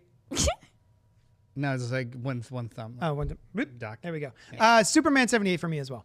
Although 80 is very close because I just love the Kryptonian fight. Superman. I mean, maybe we don't do the next one. The next one. Submit I scores. did. It's not. Oh. Here we go. Here we go. All right.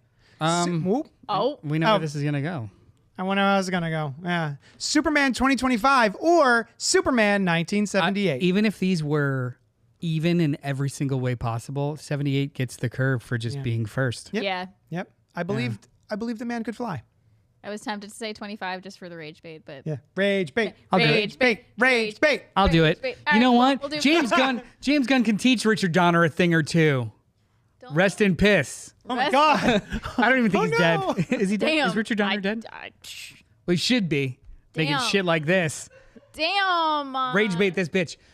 James Gunn could teach Richard Donner how to make a movie. That's for goddamn He could sure. teach him how to make pedophile jokes on Twitter. 15 years ago. Yeah. People are still pulling that out. Whatever. So funny. Yeah, this is obviously the winner. Yeah. Obs. Yeah. All right. So How's it go? Bracket. Let's see it. first place. How do we? It's do we right do here. this? What's First happening? place is Superman 1978, Superman 2025. Where are you looking? Don't say the years. Just say first Su- place Superman. Superman? Second place, Superman. Third place Superman. Where are you seeing the listing? I don't know. Where's the listing? It doesn't show me the It listing. doesn't show me what. End the Oh, tournament. end the End the tournament. turn. Click the button. Shut the fuck up. Click the big orange button. All right. First place is 1978. Wonderful. Second place is 2025. Third place is a tie between Superman 2 and Superman 3. Balderdash. Fifth place is the Donner Cut. Fifth. Tied for fifth place also is Man of of Steel. Steel. So in fifth is also B. BVS is last technically. Everything else was tied for Oh, and then ninth. Then it jumps to ninth. ninth. Yeah. Tied for ninth, baby. How did Superman Returns get worse than everything else? Well, it's tied. They Yeah, were- but yeah. Superman Returns, Justice League. I'm sorry, Justice League So it's basically are tied. packs. Yeah. The 80 1, 2, and 3 and the new one are like in the first pack, and then we've got Donner Cut, everything in Zack Snyder in one pack, and then Justice and Returns and Quest for Peace in the backpack. That's fine. I think it's fair. No surprises. No, that's exactly how I Yeah. anticipated that going. Are you excited for the DCU going forward? Yes. Yeah. What do you want to see that hasn't been I'm- announced yet? Oh. Is there anything like a wish list, something you want to see? that- Hellblazer. Give me John Constantine, but like a good real version. Is there anything that hasn't happened before that you want to see? I mean, I know we've already talked about it, but I'm really excited for Supergirl. Yeah, I'm really excited for that too. We've already had a Supergirl. We've already I had a know, Flash. Yeah, We've but already had a wait, Green you know what? It's Lantern. already been done, but I'm still excited. Lobo. He could be excited. Lobo. Yeah, that's kind of cool. Nah. I I'm not don't really excited give a about shit that. about You're him not. either. You tried Yeah. so hard to be Like, excited. yay, Lobo! No, I Really don't good. give a shit about that. Pink said putting Bastard. returns below Snyderverse. I actually didn't put it below Snyderverse. That's It's just not. how the numbers Yeah, Yeah. it flowed. realized Yeah, it. sorry about that. No, Rage returns. Rage Bait. Rage bait. Rage bait. No, it's on par with the Snyderverse. Best Lex Luthor. Clearly the Predator. No. That's Rage Bait, right? Rage The bait. Predator? Rage Yeah. What's his name? Kevin Spacey. Oh, I was thinking of like the Predator. The Predator. Also, fantastic Lex Luthor. Wouldn't you love to He would see be him a like in great- a boardroom? 1A. 1A. What a I just need season 3 of Peacemaker, says Jeremy. Is that Jeremy Duquesne, friend of the show? I don't think they're gonna get a third season. I think they already said that the second season is the end. You want Robert and Rose says, I want to see a Mister. man. I have a feeling a Mr. Terrific There miniseries. you There go. it is. There's There it is. there okay. He was so, great. Like after the very successful weekend, the rumors are they're considering a Jimmy Olsen / Daily Planet TV show, Mr. Terrific TV show, and potentially fast tracking a Wonder Woman film. With Okay. Gal Gadot. No. No. Oh, no. Own Okay. thing. She gone. Yeah, that's right. I thought so. Which is, I mean, if the script is good, then whatever, do whatever you want. Clayface is coming. That's No, cool. shut up. Don't Wait. ruin my day. Wait, I'm so excited for Clayface. Right? So excited for Clayface. Flanagan, baby. Flanagan. And Flanagan. Mike Flanagan. he wrote it, directed by the dude that did the remake of the James McAvoy movie. What is it? Oh, yeah. Speaking of evil. Yeah, But that's the director. But yeah. Flanagan Anyway, wrote it. Yeah. Flanagan writing it Yeah, I'm down. has me so stoked. I want to see. Can I ask for a Wally West movie? Yeah. You can ask. For whatever you want. Yeah. Because we Except we for did this get a guy. we did get a he's mine. You cannot have him. I mean, it's We a got a Flash, but they've already set up to like a legacy scenario with this universe. You could skip straight to Wally if you wanted Wonderful. to. Yeah, they've got a Barry, or they have a Jay Garrick, maybe a JSA in this universe. Let's go like 50 years ago and do a JSA. That'd it was be fun cool. when they did that in Smallville. Yeah, That was all like Jeff Johns written stuff too, which is really cool. Yeah. Did we do it? Are we done? we did it. Yay. yeah. Thank you for joining us. Alice's man. Alice's Oh, the man. yeah, wait. I want to speak directly to the man. Hey, thanks for taking care of our friend Alice for the last 30 years. Oh, that's right. You're a good dude, without a creepy hand. Make me cry. Why would I? Why would you cry? It's good things. This is a beautiful sentiment. He's You're been good. watching you get changed all these years. Well, Like, but is it- now it's ruined again. Why do you fuck things up? I don't know. Anyway. Thank you so much for hanging. Hey, Dylan, we love you. We're sad that you're leaving us. I Dylan! love you get it. guys. Love you, Dylan. Why, dude? Why? Why are you a piece of shit? Why are you a butt? Again with butts. It's the shrug, and then it pauses, and then title card comes in, and we get whatever happens to predictability. I was thinking of the end. I was thinking of the end of Stand By Me. Dylan was murdered 3 years later in a grocery store. That was specific, Dylan. Don't go to the grocery store. Jamie's coming for you. Yeah. From today, or just roughly 3 3 years, years from now? from today, Exactly today in 3 years, you have Dylan to was Instacart murdered. your stopping a groceries. robbery in a Go grocery puff store. forever. All right. Thank you to everyone in the chat who hung out with us and chatted with us. Pink, what a wonderful email. Thank you for That that. was great. We're done. Do we know what we're doing next week? Is It's July 20th. Oh, is I it think that's the Mission 23rd. Improbable? Did you get a chance to see 8 yet? We'll figure it out. yeah. We'll figure it out. We'll figure it out. Next week, I don't know. Traumatized by 7. Is next week maybe call an audible, and what you call it comes out this week? I Know What You Did Last Summer. Maybe we'll talk about that next week. Maybe. Oh, she gave us a little heart. Yeah, we'll figure it out. But it's going to be fun. It's going to be great. Join us next week at 8 p.m. Eastern Standard Time, right here, wherever you watch.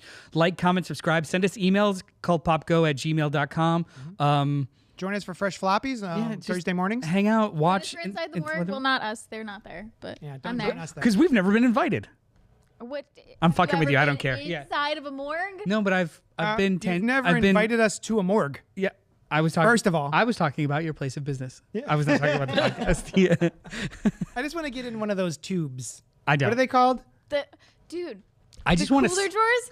Do you I wanna listen to the no. podcast? 'Cause I've we only don't- listened to a couple of we them. don't because have I'm those. a- Fake And they're also my fan. worst fear. Yeah. Oh, Dylan knows. Dylan knows Fake about my fear of those rooms. do things come out of them? No. I don't like tiny spaces. Like, No one should. You never got in one of those? No, I've never seen one in real life. If you listen to my other podcast, Oh, you wouldn't shit. know. I'm just kidding. Look what you did, Noel. I'm enjoying it. All right. Thank you so much for hanging out with us, and we'll talk at you later. Doo doo doo.